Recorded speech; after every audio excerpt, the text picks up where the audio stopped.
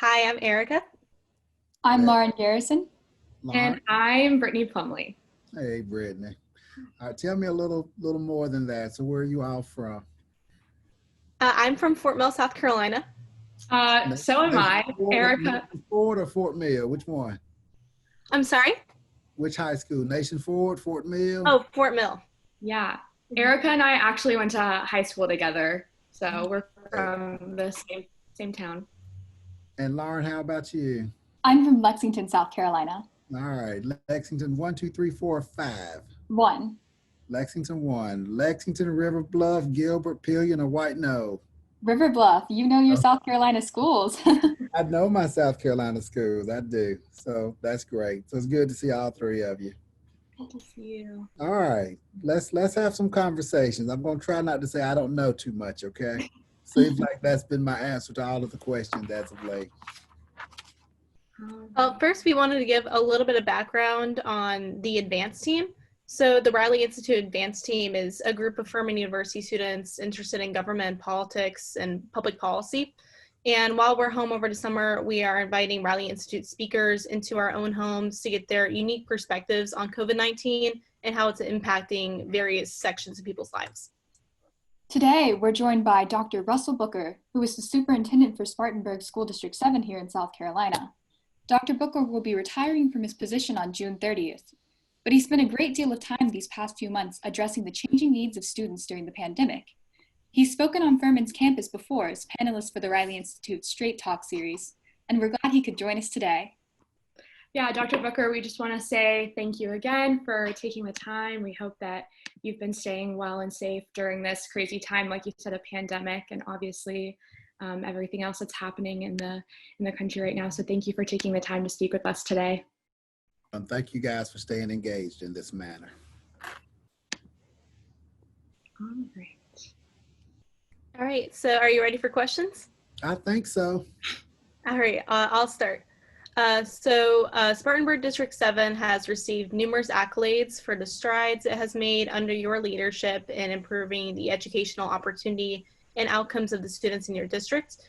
How has your office and your community partners addressed the holistic needs of students who are enduring the COVID-related hardships during this time? So that's a great question. And let me say, first of all, what's really made our district work has been the partnerships we have. So District 7, we are primarily made up of the city of Spartanburg. And I have schools that are 100% poverty. And then I've got schools on the other spectrum where there's no poverty, essentially. So it makes for a wonderful situation at Spartanburg High School, but the disparity gaps are real. So our partners are critical to our work. And I'll be honest, as we've experienced this campus closure dating back to March 16th when the executive order was made on that Sunday. The 16th was our last day with our students on our campuses. Of course, everybody kind of went their separate ways and hunkered down. So I'm proud of what we've been able to do, keeping many of these partnerships going. And I'll give you some examples. A number of my students live in housing projects, as some people still call them. So our work, first of all, with the Spartanburg Housing Authority has been important in working with them. So getting food to the Housing Authority locations was one of those areas where we were really able to work. I called the Housing Authority prior to moving to a remote learning situation to make sure they had proper access with Wi-Fi and those sorts of things because we wanted to support them in doing that. An article was run recently in the newspaper about the effect this is having on our homeless children. We're a district of about 7,500 students, and 400 of those students are deemed homeless by the McKinney-Vento Act definition. And a number of those children are living in hotels. So our social workers have been awfully busy going out and working with some of these property managers, making sure these young people are taken care of, not being evicted, not being put out, and those sorts of things. So I've appreciated those landowners and property owners who have saw the need to make sure our families who are already in unstable situations, at least know that stability is there throughout this crisis. You all know food deprivation has been a major component of this. I've been in education 29 years, been around children as a teacher, a counselor, a principal, and I always knew our meal programs were important, free and reduced lunch and those sorts of things. I always knew that in many cases that was the only meal some of our children might get. But my eyes were opened as we experienced this pandemic. So I appreciate the partnerships that we've been able to have, not only with our food service department, transportation, the Department of Ed, the U.S. Department of Ed, but a number of our community members have stepped up to help us continue to provide food on the weekends. I can recall talking to a colleague in another district. One of the parents, as we were delivering milk home, said, "Look, if we appreciate this, can y'all send more white milk home with my children?" And that struck us. And what they shared was that they're depending on that milk now for not just cereal and those sorts of things, but basic needs when it comes to cooking. So this food deprivation has been something that I think has been an eye opener for all of us. Wi-Fi access, we all take it for granted. You guys can't live and breathe without your Wi-Fi. So, we've really needed our community partners to step up and make sure we had access to Wi-Fi. So they've allowed us to park school buses in certain locations where we know children don't have access to Wi-Fi, and we've appreciated that. Concerned about the mental health of our children, we've been able to partner with our United Way when it comes to mental health resources. But the kids are gone now, and now summer's upon us, and this is where these partnerships are even more critical now. So we're looking at partnering with groups like the Spartanburg Academic Movement to help us with some of our summer enrichment programs and summer reading camps. And you all are in college. What years are you? Any freshmen? I just finished my freshman year. Okay. So one of the things we're really concerned about right now is what we call summer melt. And what summer melt essentially is, these are the seniors who just graduated, who have every intention or had every intention of going to college, but in the fall, for whatever reason, they don't show up. So we know, right now we're about 6% in Spartanburg County when it comes to summer melt. We feel like that number is going to grow. So we're partnering with the Chamber of Commerce, we're partnering with the Spartanburg Academic Movement, and with our higher ed institutions. I talked to the chancellor at USC Upstate this morning to say, what can we now do to, put our eyes on these young people to make sure, that they continue to matriculate to college. So we're going to be setting up mentors throughout the community to set up, text message, phone banks, so we can start calling our seniors to check and make sure that they're getting ready to check in. So a lot of things going on the partnership side, and I could keep rambling on and on about it, but it's critical to what we're doing right now. I'll mention another one and then I'll shut up and let you get to your next question. But, even going back to the food deprivation, we're doing fairly well in terms of getting food in and getting food out. I had a bank call me the other day and said, "Dr. Booker, we want to do backpacks and we want to do 200 backpacks with food in it." And I was just honest. I said, we've got enough food. Let's think of something else we can do. How about you all do a book and allow us to put that book inside of one of these food packages that's going home with our young people? And they thought that was a great idea. So they're now brainstorming, putting books in to send home with our young people, putting financial literacy and things in there to send home to families so that they can know, how they might navigate this crisis in terms of their finance. So just coming together and talking, we can come up with all kinds of strategies. Yeah, thank you so much. My question, you briefly answered this, kind of what you're doing in your district to alleviate these types of problems, but I'm currently interning with Greenville Public Education Partners, and I've been viewing some South Carolina Department of Education meetings, and I know you might have heard this number be thrown around. I know Superintendent Spearman said yesterday she's trying to get a more concrete, accurate number, but you've probably heard the number thrown around that are around 40,000 school-age children in South Carolina have been unresponsive to communications by their schools since that date in March that we switched to e-learning. So You mentioned how you're combating this on your district level, but what steps can South Carolina take to ensure that these children are put on track again? And in the event of continued e-learning, given the likelihood of a resurgence of COVID-19, how can the issue of technology access be addressed in the future? Going beyond Wi-Fi, some school districts don't issue those Chromebooks to kids. So how can we combat that issue moving forward? So, Brittany, let's put that number in context for the viewer. So 40,000 is a significant amount of children. South Carolina, we educate 750,000. You know, if you put 4K in there, it's probably on upwards of 800,000 children in our state, but that's still a large number. And I'm looking forward to seeing where those numbers fall as well. Is it our 4K children? Is it, you know, the kindergartners? Is it our, you know, 8th graders, 9th graders? So, you know, where is that? Because what we tend to find in education as we get to the lower grades, especially in 4K, a lot of those parents don't see a need. That's where your attendance is oftentimes the lowest because it's not compulsory. So I'm curious to know where those numbers fall. I will say in our district, we've done a pretty good job of making sure all of our students have been engaged. We've been able to send surveys home to spot check and do wellness check with families. Resource officers have been deployed. But the steps that we can take to make sure these children are back on track is first stepping back and recognizing a lot of these children weren't on track to begin with. Now, we've got some gaps in our state.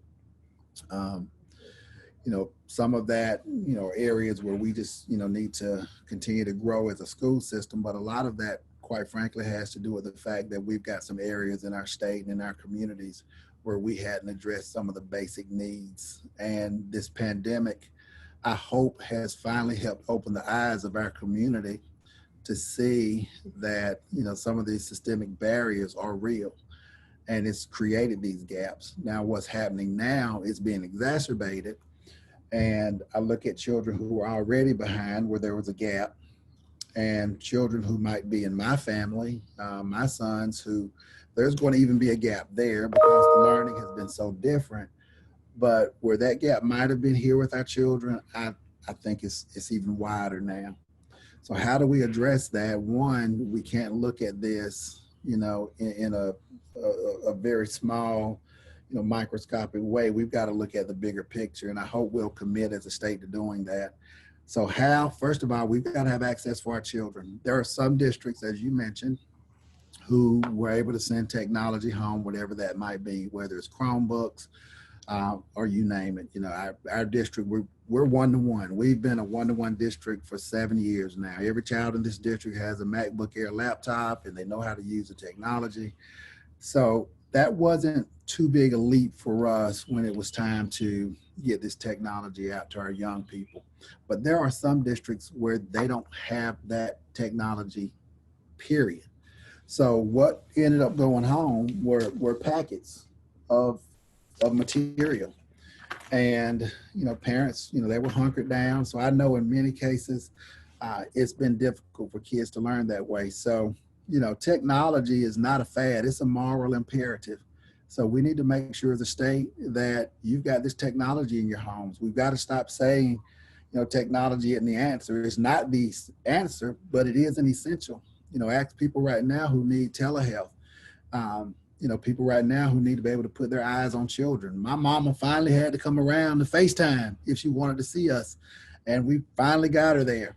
So, you know, that's one thing we've got to do as a state and a community. That's one thing to have technology, but what about the access? So we know a lot of our people don't have access, and having access to the internet, as far as I'm concerned, is just as critical as having access to running water and sewer and those essentials that we need now.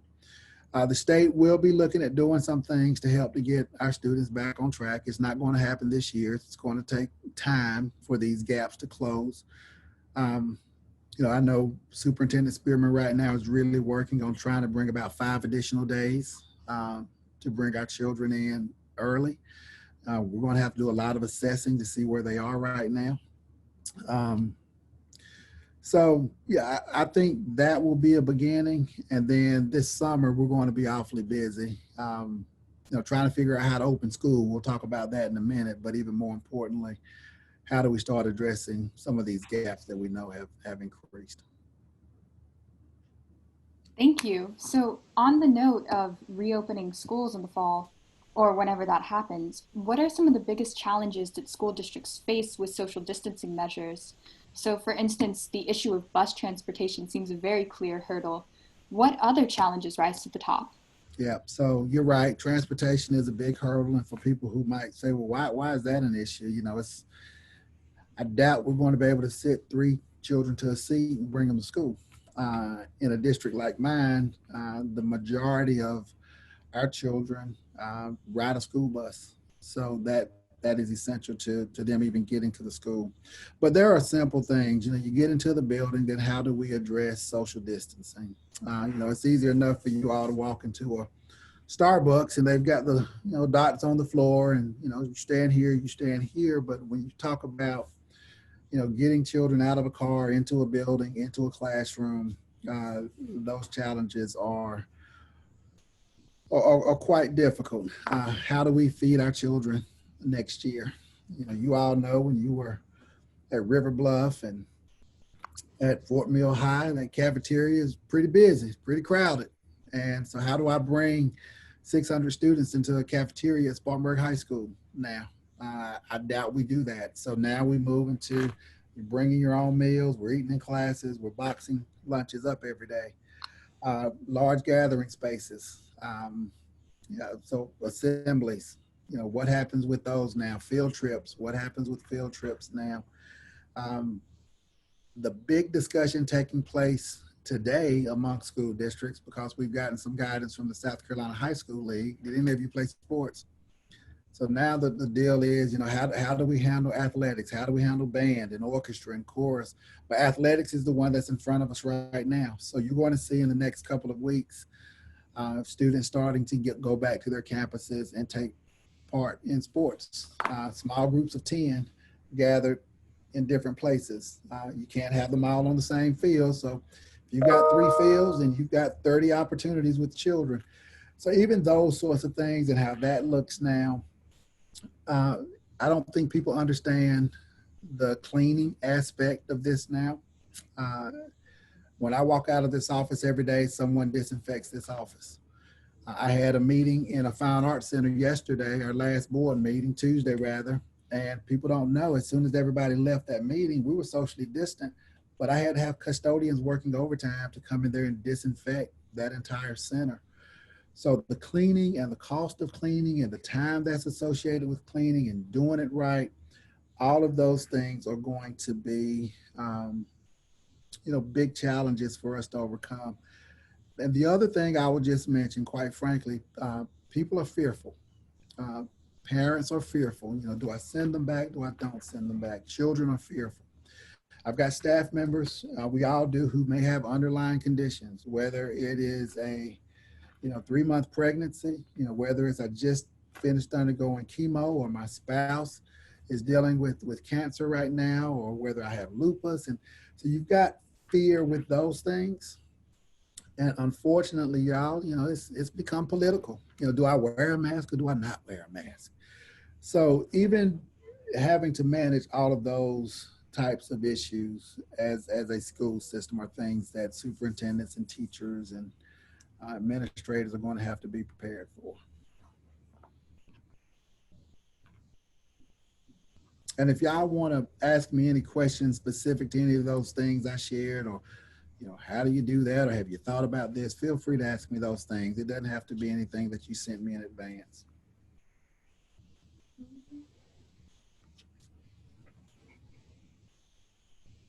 Do y'all have any other questions for? I'll mention, as you're thinking about that, also with the social distancing, so I've talked about the cleaning, but the other thing we've got to consider now is the, personal protective equipment and what that looks like. We need to consider learning spaces in schools. So we've just built a brand new Spartanburg High School. It's beautiful, and There's natural light coming in everywhere. The ventilation is awesome. The air quality is wonderful. There are collaborative spaces everywhere. And so, Lauren, I know being at River Bluff, you had just those different spaces. It was a different kind of school. And a school like that really lends itself to being able to come in and truly do some social distancing, because even a hallway at River Bluff, for example, was a learning space. We still have very traditional schools, narrow corridors, 700, 800 feet square foot classes. The ventilation isn't the best in the world because the building's 60, 70 years old. So even thinking about those types of things when you're dealing with health are considerations that people are going to have to really start thinking about. Fort Mill has some nice schools too, by the way, y'all didn't want to leave you two out. Can I jump in with a question? Absolutely, Eric. All right, I was curious about more of the testing when going back to schools. Would a school district have the authority to determine okay, I want all students tested for COVID hypothetically before they go back. I want to make sure they don't have a fever. What does that look like? Yeah, so it looks like it looks right now with athletics and the way things are working in our state. And I think this is probably the right decision. Our state will make recommendations, but school districts are their own governing bodies. We've got our own elected boards and they report to their constituents. So, I don't know how that will work from district to district. You even take how we did graduation this year with our commencement exercises. I think we all had the mask conversation. Do you require the mask, or do you strongly recommend it, or do you request it? And it varied from district to district. There were some districts that took temperature of everybody that came through those gates. Some districts decided not to do that. So a lot of those decisions will be left to school districts, I believe. Now, it would be great if the state decided to say, this is what you're going to do, because, they're tough decisions. It would create some consistency, but we're buying thermometers now because with our athletes, it has been said you need to check temperatures every day. Now, them coming in to start participating in athletics is not mandatory. So, we've got a right to do that. If they just say, I don't want to do it, then okay, just go home and work out. But now the problem is, how do we find all of this equipment that we need right now? You guys know, going into the store, it's hard finding disinfectant. It's hard finding, all of those, you finally find toilet tissue, but it's hard finding those things that people, that we know we're going to need in terms of that equipment. That's a good question.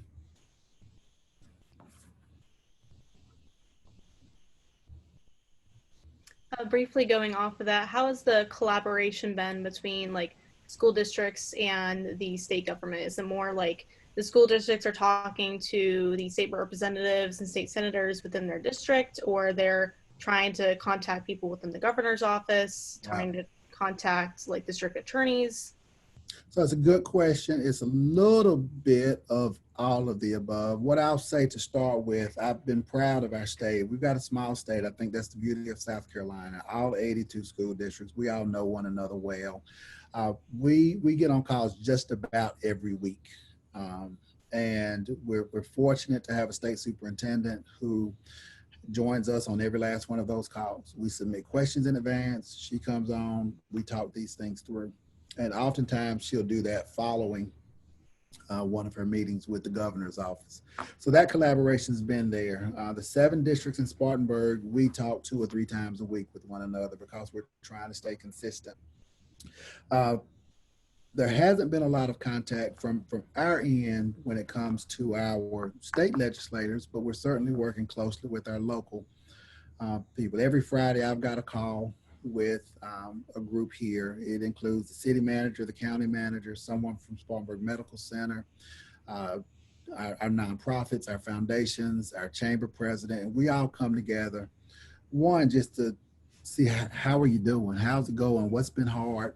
But the other reason we come together is to make sure we're planning this. This thing is titled Never Waste a Crisis is the name of our group, because, we're going to miss an opportunity if we don't really take advantage of where we are to move our community forward. Where there's a gap right now, I would say, Erica, and I don't know if this is everywhere statewide, but everyone's so focused on their area. So I know our daycare centers right now are focused on what's going on at the daycare centers, but we need to be talking to them because those 3 and 4 year olds are going to be coming to us next year. And we need to know, what do we need to expect? Our high schools, especially those seniors, as I mentioned, we need to be talking to higher ed. And those conversations really hadn't started yet. My seniors who are graduating, who are going to the workforce next year, I don't know what to tell them right now because I don't know what that landscape looks like. So we've got to try to find a way to bring some of our business and industry in to kind of get a feel for what's going on. But as they're in survival mode right now. They've got their own furloughs and layoffs and trying to figure out how to do this. But that whole cradle to career pipeline, we've got to make sure it keeps flowing. And my concern right now is, we're really not coming together to talk about these different transition points that our children are going to face along the way. So I know we've got a fresh sophomore on here now. So Lauren, you're a sophomore, but Erica, you and Brittany, what years are you? I'm a junior or rising junior. Okay. I'm a rising senior. Okay. All right. So you got a year for us to figure it out. Right. Right. All right. We'll wrap it up, but No, that was quick. yeah, Dr. Booker, thank you so much for taking time once again and giving us your insight. We really appreciate it, and it seems like you're doing great things in your district, and hopefully that'll carry over to a state level. And yeah, we just really appreciate your time and your insight. And congratulations on your retirement. Yeah, congratulations. Thank you, guys. Thank you. Let me say this, and I know we've got to go, but I would be remiss if I didn't say it. I appreciate what you're doing. One of the things this pandemic has hopefully done for all of us is open our eyes to where some of the breaches have been in our communities. And two things, really help to expose breaches: crisis and distress. And, as a state, none of these things should have come as a surprise to us. We've known for decades there was a problem with internet access and broadband. We've known for decades we've got children who don't have some of the basic necessities of life. So I hope we don't keep our focus on COVID-19. We're going to come up with a vaccine and we'll get past this epidemic, this pandemic rather. The bigger issue is, what led to us having to struggle so much through this. And that's what I don't want you guys to lose sight of as you prepare to launch into this next year and this next phase of your life as you're working through Furman. You didn't ask me about standardized testing. That's something that we probably need to talk about at a later time because I certainly have some thoughts on where we are with that as well. Awesome. Well, thank you again for your time. I think we y'all. all learned a lot. Thank you so much. Proud of you. All right. Thank Keep you. it up. Keep it up. Take care.